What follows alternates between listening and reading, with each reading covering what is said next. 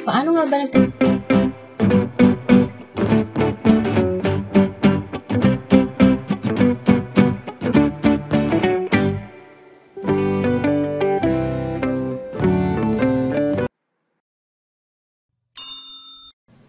So, paano ba tayo nag-iipon, no? Commonly, ang alam natin, nag-i-save tayo sa bangko. So, sa bangko, ito po yung malalaking bangko, ang binibigay po sa ating interest is 0.125%, no? Wala pa pong 1%. At ayang interest na yan, meron pa po yung withholding tax. Hindi po natin nakukuha ng buo yung 0.125%. So, di ba, ang liit lang po, no?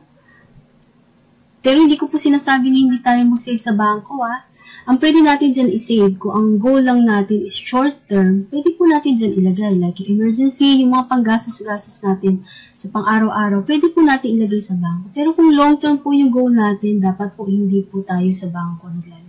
I-diversify po natin yan. So, paano ba tayo mag-build ng long-term investment? So, dito po, itinuturo din, ito pong unang-unang concept na alam ng mayayaman na hindi natin masyadong alam. No? Ako po dito ko lang din sa IMG ito na nalaman at natutunan. So, ito po yung tinatawag nating Rule of 72. So, ano po ba itong Rule of 72? Ito po ay matagal na ginagamit sa ating, sa buong mundo. No, inimbento po ito ng isang mathematician na pinasikat naman ni Albert Einstein. No? Ito po si Albert Einstein yan. So, sinasabi sa Rule of 72, so yung 72, i-divide mo daw po sa interest na nakukuha mo. Like kanina, di ba, sa bangko. So, halimbawa, 1%. So, 72 divided by 1, na ang makukuha mo po dyan is ilang taon bago dumoble ang pera mo. No? So, number of years it will take for a given fund to double. So, magbigay tayo ng sample. So, halimbawa yung kanina, di ba? 0.125%. So, gawin na lang natin 1%, no? Para mas madaling i-compute. So, halimbawa, si bangko nagbibigay ng ganyang interest.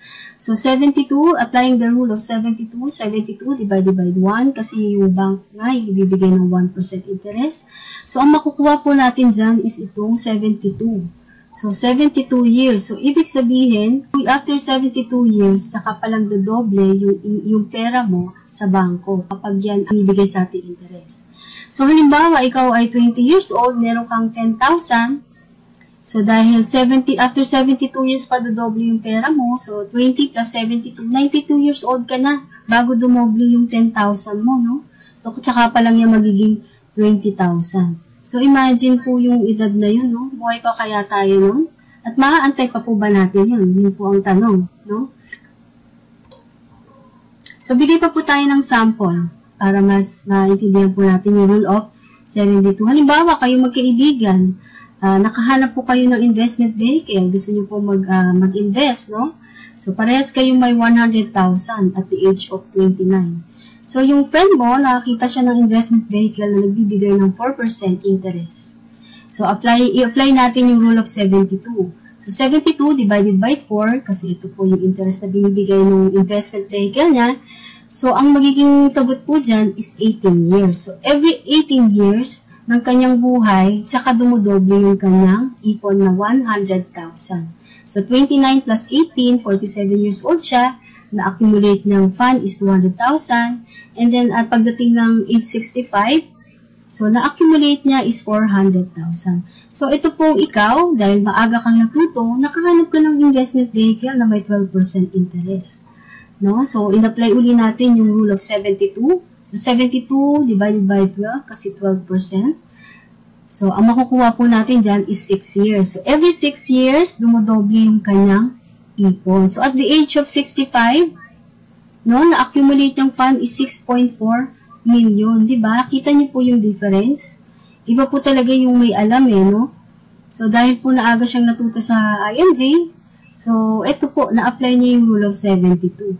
So, alam niyo po ba, na yung 6 million, equal na po yan sa 20-year salary ng someone who earns 300,000 annually or 25,000 a month. So, di ba, pwede ka na mag-retire, no? In 20 years, meron ka ng income na 25,000.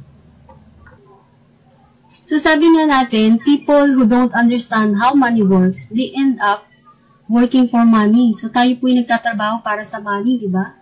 Pero kung yung people na yon who understand how money works, they let money work for them. So, di ba, nagtatrabaho din pala yung pera, no? Hindi natin alam dati yan, no?